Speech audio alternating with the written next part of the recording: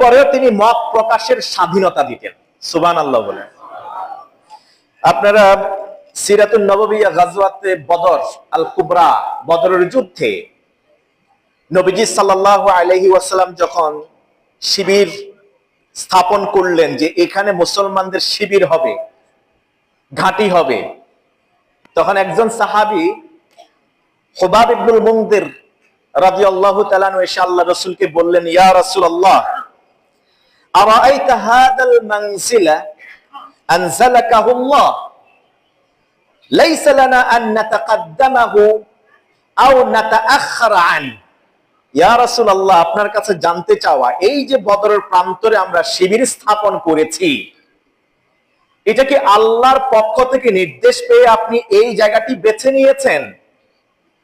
যে আল্লাহর পক্ষ থেকে ওহী আসছে, আল্লাহ বলেছেন আপনাকে এই জায়গায় আমাদের অবস্থান গ্রহণ করবার জন্য এখান থেকে এক কদম সামনে পিছনে যেতে পারবো, নাকি আম হুয়া রাই ওয়াল হারবু ওয়াল মাকিদা, নাকি এটা আপনার ব্যক্তিগত সিদ্ধান্তের কারণে আপনি এখানে শিবির স্থাপন করেছেন, নাকি এটা যুদ্ধের একটা কৌশল, নাকি এটা অন্য কোনো মানে স্ট্র্যাটেজিক কৌশলের অন্তর্ভুক্ত, এটা কি? এই বিষয়ে জানতে চাই। নবীজি সাল্লাল্লাহু আলাইহি ওয়াসাল্লাম বললেন, বাল হুয়া রাই ওয়াল হারবু ওয়াল মাকিদা, না না, এটা আল্লাহ দ্বারা নির্দেশিত না। আমি এখানে পর্যবেক্ষণ করে আমার দূরদর্শন দিয়ে, দূরদৃষ্টি দিয়ে যা মনে হয়েছে, আমার কাছে মনে হয়েছে এই জায়গায় মুসলমানদের শিবির গাড়লে এটা সবচেয়ে ভালো হবে, এই জন্য এটা আগে আমরা দখল করেছি, কাফেররা আরো দূরে থাকবে। খুবাব ইবনুল মুনযির রাদিয়াল্লাহু তাআলা বলেন, ইয়া রাসূলুল্লাহ, যদি এইখানে আমাদের অবস্থান নেওয়াটা আল্লাহর নির্দেশ না হয়, ওহী দ্বারা যদি এটা সীমানা বেঁধে দেয়া না হয়, আর আপনার যদি সিদ্ধান্ত হয়ে থাকে, তাহলে আমি বলবো এখানে শিবির গাড়াটা ঠিক হয় নাই, এখানে আমাদের অবস্থান নেওয়াটা উচিত হয় নাই। বরং ওই যে কুয়া দেখা যায় যেখানে কাফেররা শিবির স্থাপন করবে, অবস্থান নেবে, সেই জায়গায় কুয়ার কাছাকাছি গিয়ে আমরা অবস্থান নেব। অতএব এখান থেকে সবকিছু তুলে ওখানে নিয়ে যাওয়া যাক। যখন আমরা ওটার কাছাকাছি যাব, আমরা কুয়াটাকে দখল করব, সেখান থেকে পানি সংগ্রহ করব, পানি পান করব, আর কাফের মুশরিকরা তৃষ্ণায় দুর্বল হয়ে যাবে, তারা পানি পাবে না। আমার কাছে এটা মনে হয়। কার বিরুদ্ধে বলতেছেন এটা? অলরেডি তিনি কিন্তু শিবির গেড়েছেন। ওই সময় গাড়ার পরে যখন শুনলেন এটা ওহী না, আল্লাহ নির্দেশ না, নবীজি নিজে থেকে এটা সিদ্ধান্ত নিয়েছেন কৌশল হিসেবে। খুবাব ইবনুল মুনযির মত প্রকাশের স্বাধীনতা দেখেন, তিনি বললেন, ইয়া রাসূলুল্লাহ, এটা ঠিক হবে না।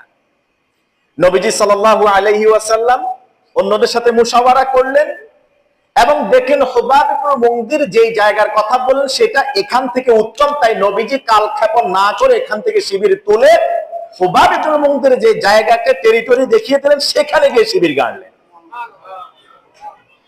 এখন ধরেন আপনার মসজিদের সভাপতি কিংবা আপনার মাদ্রাসার সভাপতি কিংবা প্রিন্সিপাল, অথবা আপনি যে অফিসে আছেন সেই অফিসের বস, অথবা আপনি যে রাষ্ট্রে আছেন, যে দেশে আছেন, সেই দেশের কোনো মন্ত্রী কিংবা এমপি অথবা রাষ্ট্রপ্রধান, প্রধানমন্ত্রী, উপদেষ্টা, কেউ যদি কোনো একটা সিদ্ধান্ত গ্রহণ করে এবং বাস্তবায়নের কাছাকাছি চলে আসে, ওই সময় জীবনে কোনোদিন দেখছেন কোন কর্মী, কোন অনুসারী, কোন রাজনৈতিক নেতা কর্মী এটাকে বাধা দিতে, ভিন্ন মত দেখাইতে? বরং যেটা হয়ে থাকে আমাদের দেশে, আপনি যেটা করছেন এর চেয়ে আর ভালো হইতে পারে না, শুরু হয়ে যায় তেল দেওয়া, গ্যালনে গ্যালনে তেল ঢালতে থাকে। এখানে আপনারা বিগত সময়গুলোতে দেখছেন না?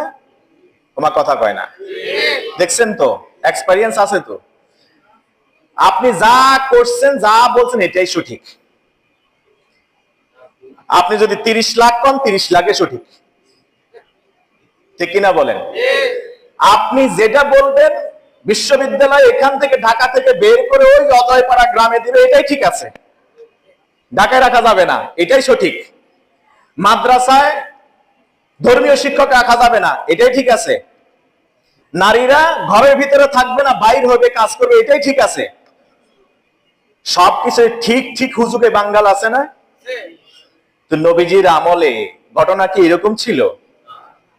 যাকে সবচেয়ে বেশি ভয় পেতেন, কাফের মুশরিকদের অন্তরে কম্পন তৈরি হয়ে যেত, ওমর ইবনে খাত্তাব রাদিয়াল্লাহু তাআলা আনহু, যখন তিনি ব্যভিচারকে ঠেকানোর জন্য বিয়েকে সহজ করতে গিয়ে একটা ভালো উদ্দেশ্যকে সামনে রেখে বললেন যে তোমরা এখন থেকে মোহরানা নির্ধারণের ব্যাপারে বাড়াবাড়ি করিও না। বৃদ্ধা মহিলা দাঁড়িয়ে গেলেন, আপনাকে এই অধিকার কে দিয়েছে মোহরানার মধ্যে লিমিটেশন, সীমা রেখা টেনে দিতে? যেখানে কোরআন তেনতারের কথা বলেছে, কারি কারি স্তূপকৃত সম্পদের কথা বলেছে, যে আবার আপনি ওমর সেটা বলার কে? সুবহানাল্লাহ কইবেন না? আইজও তো নেতারা কোরআন বিরোধী বহুত আইন পাশ করে, বাস্তবায়ন করে, পলিসি হিসেবে উত্থাপন করে, কিন্তু কোন কর্মী, কোন নেতা কিংবা তার অনুসারী অথবা কোন সাধারণ মানুষ তার বিরোধিতা করতে দেখছেন? বলেন। জামা ওনারটা কেন লম্বা হইল? প্রশ্ন করছে কি করে নাই? খুতবা পরে, আগে উত্তর দেন। সবাই জামার টুকরা পাইছে, পোশাক বানাইছে, সবারটা ছোট হয়েছে, আপনারটা এত লম্বা দ্বিগুণ হয়েছে কেমনে? আগে জবাব দেন। জবাব দেয়া লাগছে কি লাগে নাই? লাগছে। এই যে কোটি কোটি টাকা বাংলাদেশ থেকে পাচার হয়ে গেছে, বাংলাদেশের সুশীল সমাজকে এগুলা জানতেন না? রাত 1টা 2টা 3টা পর্যন্ত, 4টা পর্যন্ত মানুষকে সজাগ রাখে যে টকশো গুলাতে সোকল বুদ্ধিজীবীরা কথা বলতেন, এরা কি জানতেন না? কেউ কি কোনোদিন এটা নিয়ে প্রশ্ন তুলছেন? তোলেন নাই, প্রশ্ন করেনও নাই। উন্নয়নের জোয়ার আমাদের দেশে ছিল। আপনি দেখুন, নবীজি সাল্লাল্লাহু আলাইহি ওয়াসাল্লামের আমলে, তার সাহাবীদের আমলে মত প্রকাশের স্বাধীনতা ছিল, কিন্তু এই স্বাধীনতা মানে আবার এইরকম নয় একেবারে লাগামহীন স্বাধীনতা, এমনটাও ছিল না। আমাদের এখন যেটা হয়েছে, কোনো কিছু নাই, হঠাৎ করে হয়তোবা অমুকে ফেল করছে, পাস করলো না কেন, আন্দোলন নাও, চলো, এটা কি বলে, মানববন্ধন করি, ফেল করানো যাবে না, আমারে পাস করাইতে হবে। হয়েছে কি হয় না? এরকম ছোট ছোট দাবি দাওয়া নিয়ে রাস্তা ব্লক করে দিছে। বিশ্বনবীর আমলে কিংবা সাহাবীদের আমলে জনগণকে কষ্ট দিয়ে কোন রাজনৈতিক এজেন্ডা বাস্তবায়ন করেছেন কেউ, এই মর্মে কোনো প্রমাণ নাই। আর আপনার আমার দেশে কি হয়, ছোট খাটো যে কোনো ইস্যুজ নিয়ে রাস্তায় আমরা মানুষের ঘন্টার পর ঘন্টা কষ্ট দিই। এটা কি ঠিক হয়? নববী আদর্শ এটা না। নববী আদর্শ হবে, সে নেতা হোক আর যেই হোক, রাস্তা দিয়ে বের হবে, সাধারণ জনগণের সাথে মিশে যাবে। যেমনটা খলিফা ওমর ইবনে খাত্তাব রাদিয়াল্লাহু তাআলা আনহুকে বুঝা যেত না তিনি যে অর্ধ জাহানের বাদশা, মাটির উপরে বালির উপরে তিনি শুয়ে থাকতেন, বসে থাকতেন। হিরাক্লিয়াস আসলে তিনি কোথায়, ভাবলেন যে তার তো অনেক বডিগার্ড থাকবে, যে রাস্তা দিয়ে যাবেন সেই রাস্তা হয়তো 1-2 ঘন্টার জন্য সেটা ব্লক করে দেয়া হবে, সেটা একেবারে গ্রামের রাস্তা হোক না কেন, শহরে না হয়ে, তারপর সেখানে ব্লক করা থাকবে, কারণ জানান দিতে হবে উপদেষ্টা কিংবা সরকারি কেউ আসতেছে। অথচ হিরাক্লিয়াস তিনি বললেন যে কোথায় আমিরুল মুমিনিন অর্ধজাহানের বাদশা কোথায়? বলছে ওই যে দেখো, খেজুর গাছের নিচে বালির উপরে শুয়ে আছেন। সুবহানাল্লাহ। তিনি বলেন আদালতা হাকামতা আদালতা ফাআমিনতা ওয়া নিমতা। সুবহানাল্লাহ। ফাআমানতা ওয়া নিমতা। আপনি বিচার করছেন, জাস্টিস কায়েম করেছেন, আদালতের সাথে বিচার করেছেন, স্বজনপ্রীতি কখনো করেন নাই, বিধায় এখন আপনি মানুষকে নিরাপত্তা দিয়েছেন, আপনিও নিরাপত্তা বেষ্টনের মধ্য দিয়ে কোনো সিকিউরিটি ছাড়াই খোলা আকাশের নিচে আপনি ঘুমাচ্ছেন, অথচ আপনি অর্ধজাহানের বাদশা। সুবহানাল্লাহ। আর আমাদের নেতারা যখন বাইর হয়, তখন ওনারা পালানোর পথ খুঁজে পায় না। ওমান নেপালে যে ঘটনা ঘটছে দেখছেন না? অর্থমন্ত্রীর মারতে মারতে পানির কাছে নিচে, ওখান থেকে ধাক্কা দিয়া মাইরা দিছে, ফালাইয়া পইরা তো কিছু, আমি মনে হচ্ছে শেষ। একটু পরে দেখি যে না, বাঁকা হইয়া আবার দৌড়ায়, দৌড়াইতে দৌড়াইতে কোমর ভাঙা অবস্থায় গেছে নদীতে, যাওয়ার পর ওখানে গিয়ে আবার মারছে। দেখছেন তো আপনারা। এবং সেখানকার কি যেন প্রধানমন্ত্রীর ওয়াইফের তো আগুন দিয়ে পুড়ে মারিয়ে ফেলেছে। এছাড়াও আপনারা দেখছেন মন্ত্রীরা, এমপিরা বাঁচার জন্য খালি গায়ে শুধু জাঙ্গিয়াটা পরা, শর্ট প্যান্টটা পরা, আর যে রেস্কিউ টিম আসছে কোন রকম রশিটা দড়িটা ধরে রয়েছে, এরপরে তারা উড়াইয়া নিয়ে গেছে। এরাও নেতা, বিশ্বনবীর যুগে তারাও নেতা ছিলেন। আমাদের রাজনীতি আর তাদের রাজনীতি, আমাদের সিয়াসাত আর তাদের, আমাদের পলিটিক্স আর গণতন্ত্র আর তাদের খেলাফত, কত পার্থক্য এবার বুঝেন। আল্লাহ আমাদেরকে বোঝার তৌফিক দান করুন। আমাদের বিশ্বনবী সাল্লাল্লাহু আলাইহি ওয়াসাল্লাম রাজনৈতিক সংকটের মোকাবেলা করেছেন। ইভেন তিনি প্রতিহিংসার শিকার হয়ে নিজের জন্মভূমি থেকে বিতাড়িত হতে হয়েছেন ওনাকে। মক্কা ছেড়ে তাকে মদিনায় যেতে হয়েছিল। মদিনায় যাওয়ার পরে সেখানে অধিক সংখ্যক মানুষ ছিল ইহুদি, যারা বিশ্বনবীর উপর ঈমান আনয়ন করেননি, কিন্তু তিনি যাওয়ার পরে এমন একটা চার্টার অফ মদিনা করেছেন, এমন একটা সহিফা তিনি বিশ্ববাসীকে উপহার দিয়েছেন, যার কারণে সেখানে যত মত, যত দল, যত বর্ণ, যত গোত্র, যত উঁচু নিচুর ব্যবধান সবকিছু মুহূর্তের মধ্যে শেষ হয়ে গেছে। সুবহানাল্লাহ। তারা সবাই, কেউ ছিল শরণার্থী। মক্কা থেকে যারা গেছেন তারা কারা? শরণার্থী ছিলেন। মদিনায় গিয়েছেন, আখা বাইনাহুম, রাসূলুল্লাহ সাল্লাল্লাহু আলাইহি ওয়াসাল্লাম তাদের মাঝে ভ্রাতৃত্বের বন্ধনে তাদেরকে আবদ্ধ করে দিলেন। ইউসিরুনা আলা আনফুসিহিম ওয়ালাউ কানা বিহিম খাসাসা। এবং কি হয়েছে, ঘর যেটা ছিল সেটাকে দুই ভাগ করে অর্ধেক দিয়ে দিয়েছে শরণার্থী ভাইকে। সুবহানাল্লাহ বলেন। ব্যবসা ছিল, অর্ধেক দিয়ে দিয়েছে শরণার্থী ভাইকে, মক্কা থেকে মুহাজির যারা আসলেন।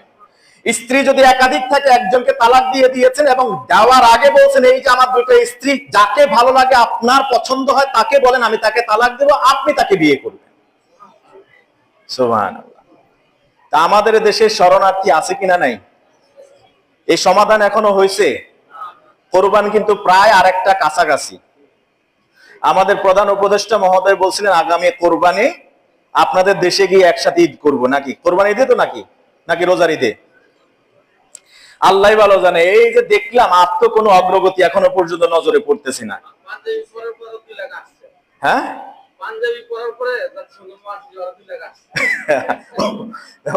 জাতিসংঘের মহাসচিব আইনে পাঞ্জাবি পড়াই দিচ্ছেন, মাশাআল্লাহ। আবার দেখি যে চারপা চুপ একটা টুপিও পড়াইছে। এরপরে ওই যে দেখেন আরো 2 লাখ শরণার্থী নতুন করে ঢুকছে, সমাধান নাই। ওই এলাকা এখন যে একটা ডেঞ্জার জোনে পরিণত হয়েছে, আপনারা জানেন, এটা তো বাংলাদেশে আলাদা টেরিটরিও বলা চলে। তারা দাবি করে আলাদা সভরেন্টি, স্বাধীনতার। তো মদিনায় যাওয়ার পরে কি হয়েছে, এইরকম কোন সিচুয়েশন তৈরি হয়েছিল? এই জন্য দরকার সঠিক নেতৃত্ব, যোগ্য মানুষ, ড্রিভেন এন্ড গাইডেড বাই আল্লাহ সুবহানাহু ওয়া তাআলা, গাইডেড বাই আল্লাহ সুবহানাহু ওয়া তাআলা। শান্তিপূর্ণ সহাবস্থান দরকার। সকল পক্ষের অধিকার নিশ্চিত হলে তবেই তো রাজনৈতিক প্রতিহিংসা চলে যাবে। এখন এর সমাধান কি? বিশ্বনবীর আদর্শ কি? ন্যায় ভিত্তিক একটা সংবিধান, যেটা আল্লাহ রাসূল মদিনায় যাওয়ার পরে একটা সনদ করেছিলেন, যার নাম কি আপনারা জানেন নাকি? হ্যাঁ, মদিনার সনদ। তা আমাদের দেশেও তো 54 বছর ধরে তো সনদ আছে, না কথা কয় না? সংবিধান আছে কিনা নাই বলেন। এই যে 54 বছর আগের বাংলাদেশের মানুষ আর বর্তমানে বাংলাদেশের মানুষ, আগের চেয়ে চুরি, ডাকাতি, রাহাজানি, খুন খারাপি, মারামারি, সম্পদ লুণ্ঠন, সম্পদ নষ্ট করে ফেলা, এটা বাড়ছে না কমছে? অথচ মদিনা যাওয়ার পরে চার্টার অফ মদিনা করলেন। এরপরে কি হয়েছে, একজন মানুষ থেকে শুরু করে মাত্র মদিনায় যাওয়ার পরে 10 বছরের মাথায় 1,24,000 সাহাবী তিনি রেখে গেছেন। আর এক একজন হলেন খায়রুল কুরুন, শ্রেষ্ঠ যুগের, গোল্ডেন ইরার, স্বর্ণ যুগের মানুষে তারা পরিণত হয়েছিলেন। সুবহানাল্লাহ। নবীজি বললেন খায়রুল কুরুনি কারনি সুম্মাল্লাযিনা ইয়ালুনাহুম সুম্মাল্লাযিনা ইয়ালুনাহুম। তার মানে হলো, যে সংবিধান আমাদের আছে 54 বছর ধরে, সংবিধান কোনো ভালো তো কিছু করতেই পারলো না, কোনো পরিবর্তন পজিটিভ নিয়ে আসতে পারলো না। তার মানে হলো এটার কোনো কি নাই, কার্যকারিতা নাই। মানুষ এটা জানে, জানার পরেও আজ পর্যন্ত কেউ কোনো কথা বলে না।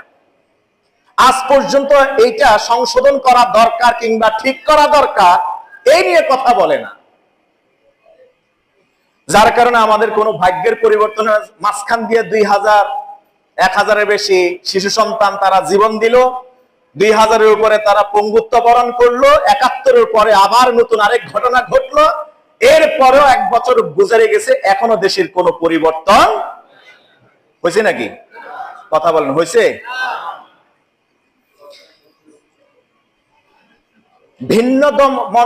ভিন্ন মতকে দমন করে। আগে তো এরকম হয়েছে, সোশ্যাল মিডিয়াতে আব্বারে নিয়ে কোনো পোস্ট দিলেও তো ছেলের খবর আসিল, তোমার কথা কয় না? আব্বারে নিয়ে যদি ছেলে কোনো পোস্ট দিত, ওইটার খবর আসিল কি আসিল না? সোজা জেলে, এবং কখনো কখনো তো আয়না ঘরে। ভিন্ন মতের দমন নিপীড়ন ছিল, কিন্তু বিশ্ব নবী সাল্লাল্লাহু আলাইহি ওয়াসাল্লামের আমলে কি সেটা ছিল? আমি কয়েকটি এক্সাম্পল দিয়েছি। ওমর ইবনে খাত্তাব বললেন, ঠিক আছে, ঈদ যেহেতু আসছে, ঠিক আছে আমিনুল উম্মাহ, আপনি আমার জন্য 2 মাসের বেতন অগ্রিম দিয়ে দেন, পরে আপনি কাইটা নেবেন, অ্যাডজাস্ট করে নেবেন। আমিনুল উম্মাহ তো বলে না যে ঠিক আছে বাংলাদেশ ব্যাংকের একেবারে গোডাউন খুলে দিলাম, নিয়ে যান যত মন চায়, অথবা সোকল অমুক ইসলাম তমুক ইসলামের নেতৃত্বে দাড়িওয়ালা টুপিওয়ালা পাঞ্জাবি পড়তো, ওনাদের নেতৃত্বে গিয়ে ইসলামী ব্যাংকের আপনার ধরেন কি বলা হয় জাকাতের টাকা নিয়ে সেখানে দিয়ে দিছে, কথা বুঝেন নাই? আর ওই জাকাতের টাকা নিয়ে ওইখানে জোর করে নিয়ে বাংলাদেশে ক্রিকেট খেলার জন্য সেখানে খরচ করা হয়েছে। এই ঘটনা কি আপনারা জানেন কিনা? তোমার কথা কয় না? না, আমরা তো আসলে কিছুই জানি না। আর আপনাদের অনেকের কষ্ট লাগতেছে, আমি জানি এই কথাগুলো শুনতে।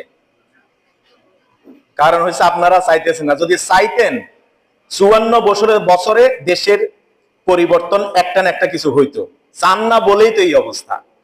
কথা বুঝেন নাই? আমার কথাগুলা আবার অনেক হুজুর রাজনৈতিক আলোচনা করতেছে কেন? আচ্ছা বলেন, এই রাজনৈতিক আলোচনা কি আমার নিজের? আমি কি কোনোদিন কোন পলিটিক্সের নেতৃত্ব দিছি নাকি? এ তো ইসলাম থেকে নেওয়া, নবীজির আদর্শ থেকে নেওয়া। আমাদের এক শ্রেণী আছে সোকল বুদ্ধিজীবী, একেবারে ইয়াং জেনারেশনের একদল আছে মডার্ন, তারা বলে কিনা ইসলামে কোনো রাজনীতি নাই। হুজুর আপনি মসজিদে কেন রাজনীতির আলোচনা করেন? নবীজি যুদ্ধ পরিচালনা করতেন, অস্ত্রগুলি জমা রাখতেন মেহরাবের ভিতরে। তোমার কথা কয় না? যুদ্ধের ময়দানে যাইতেন, অস্ত্রগুলি আইনা জমা রাখতেন কোথায়? অস্ত্রাগারে? নাই, মেহরাব। এই জন্য মেহরাব হলো অস্ত্রাগার। মেহরাব আরবি শব্দ, যেখানে অস্ত্র জমা রাখা হতো। নবীজি মসজিদে নববীতে বসেই রাষ্ট্র পরিচালনা করতেন, ঠিক কিনা বলেন? বিচার ফয়সালা করতেন। কবে মসজিদে আপনি রাজনৈতিক কথা বলবেন? আরে নবীজি যা করছে আমরা করবো না কেন? আপনার উদ্দেশ্য খারাপ। আপনি চান খালি আপনি আমারে হিদায়াতুল্লাহরে বা সালাউদ্দিনকে বা আমাদের নাটোরি হুজুরের আপনি মসজিদের ভিতরে ঢুকাইয়া ছোট ইমাম বানায় রাখতে।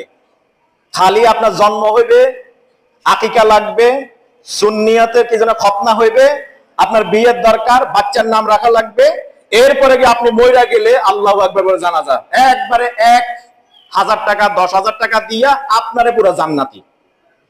আমার আপনার দায়িত্ব এতটুকু। এটা হলো ব্রিটিশদের চাল, এটা হলো পশ্চিমাদের চাল। ওই চালের ভিতরে আমরা কিন্তু এখনো আবদ্ধ হয়ে আছি। আল্লাহ আমাদেরকে বোঝার তৌফিক দান করুন। যে কোনো রাজনৈতিক সমস্যা সমাধানের জন্য নবীজি সাল্লাল্লাহু আলাইহি ওয়াসাল্লাম একটা আদর্শের কথা যদি বলি, সেটা হলো আমরুহুম শুরা বাইনাহুম। তারা প্রত্যেকে বসতেন কোন বিষয়ে, ফাইদা আযামতা ফাতাওয়াক্কাল আলাল্লাহ, পরামর্শ করতেন, পরামর্শ করার পরে যদি সিদ্ধান্তে আসতেন আল্লাহর উপর ভরসা করে কাজে নেমে যেতেন। সুবহানাল্লাহ। আমাদের বর্তমান প্রধান উপদেষ্টাকে ধন্যবাদ জানানো উচিত, তিনি ন্যাশনাল কনসেনসাসের ব্যবস্থা করেছেন, সংলাপের আয়োজন করেছেন, জাতীয় ঐক্যমত্যের।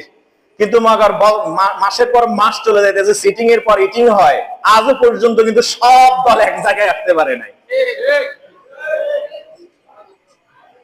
সামনে ব্যানার হইলো জাতীয় ঐক্যমত, আসলে জাতীয় অনৈক্যমত হইতেছে ভিতরে। আল্লাহ আমাদেরকে বুঝার তৌফিক দান করুন। রাজনৈতিক সংকট নিয়ে আমরা কিছু বললাম, সামাজিক বা অর্থনৈতিক একটা সংকটের কথা বলি। আমাদের দেশে বেকারত্ব বাড়ছে নাকি কমছে? বেকারত্ব বেড়ে গেছে, ধনী গরিবের তারতম্য বৈষম্য বেড়ে গেছে, ঠিক কিনা বলেন? আচ্ছা আমাদের হুজুরকে নিয়ে আসেন, আমি তো আগামীকাল জুমাতেও আলোচনা করতে পারবো। আমাদের প্রধান অতিথি, প্রধান মেহমানকে একটু নিয়ে আসেন কষ্ট করে। ওস্তাদকে বসায় রেখে এভাবে কথা বলা বেয়াদবি। হ্যাঁ,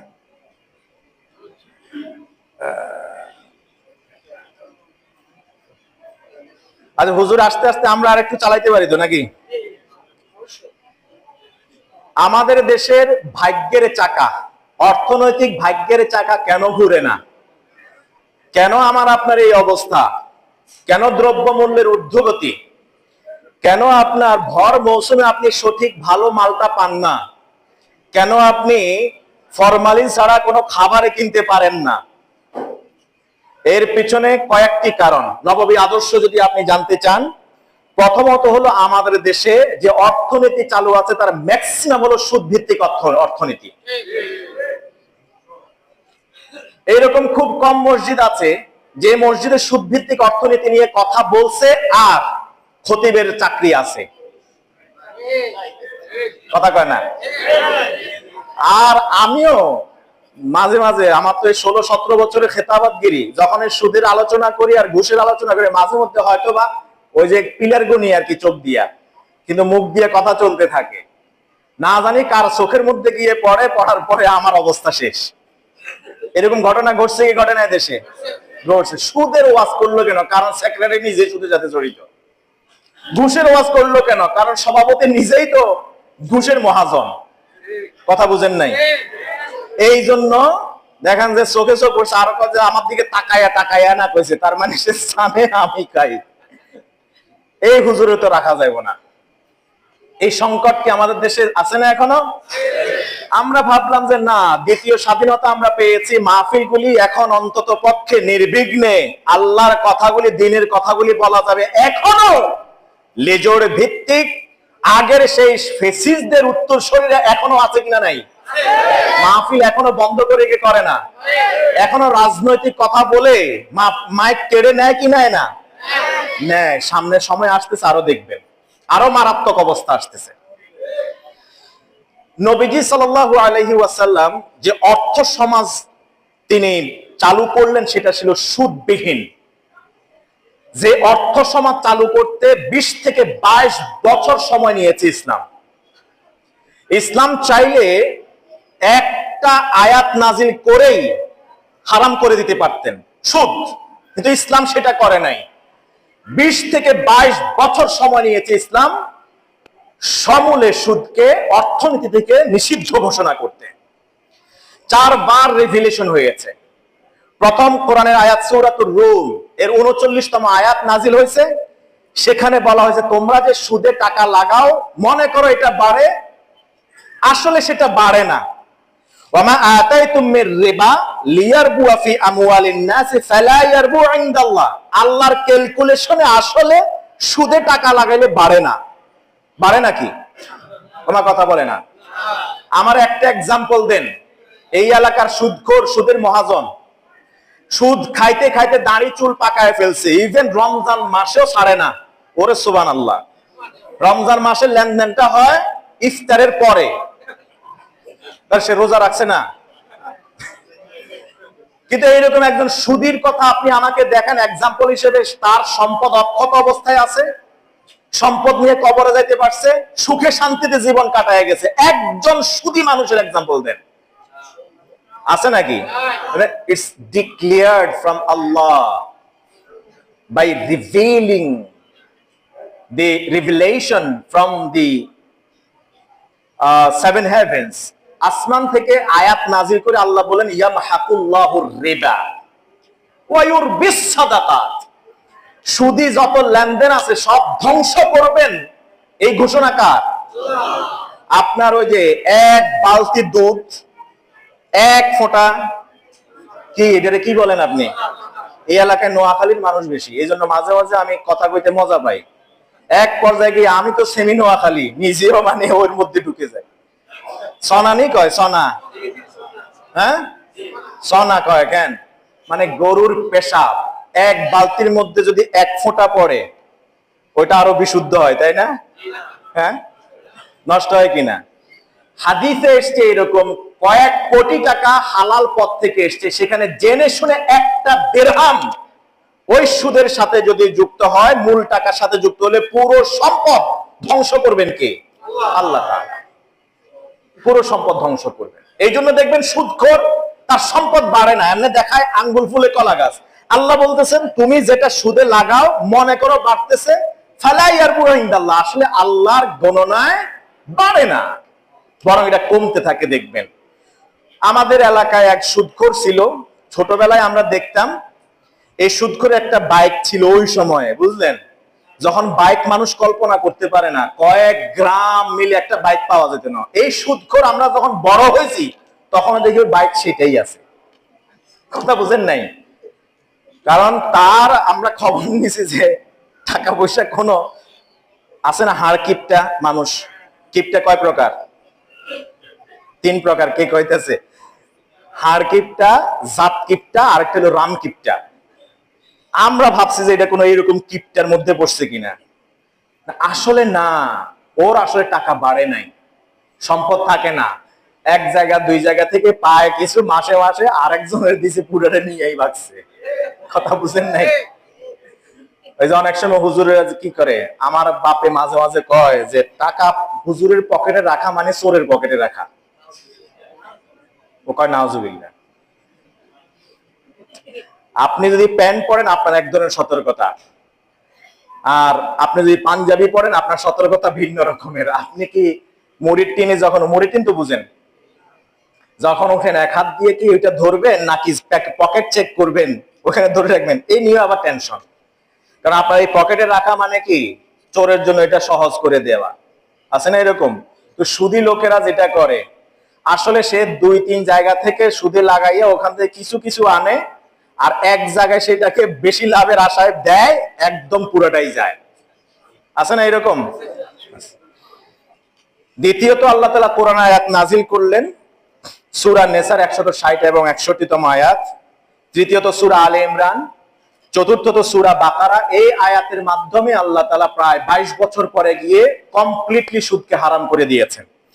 লিল্লাহি তাকবীর, লিল্লাহি তাকবীর, লিল্লাহি তাকবীর। প্রধান অতিথির আগমন, প্রধান অতিথির আগমন। আসুন, সে এখানে আসুন। না না না, এটা আপনার, না না এটা আপনার, এটা প্লিজ।